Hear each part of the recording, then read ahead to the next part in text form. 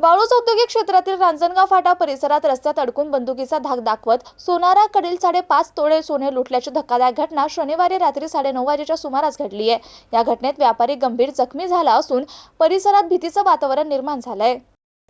मिळालेल्या माहितीनुसार संतोष आनंद सूर्यवंशी वय 35 राहणार सातारा परिसर छत्रपती संभाजीनगर यांचे रांजणगाव शिनपुंजी येथे गेल्या 8 वर्षापासून सोन्याचं दुकान आहे।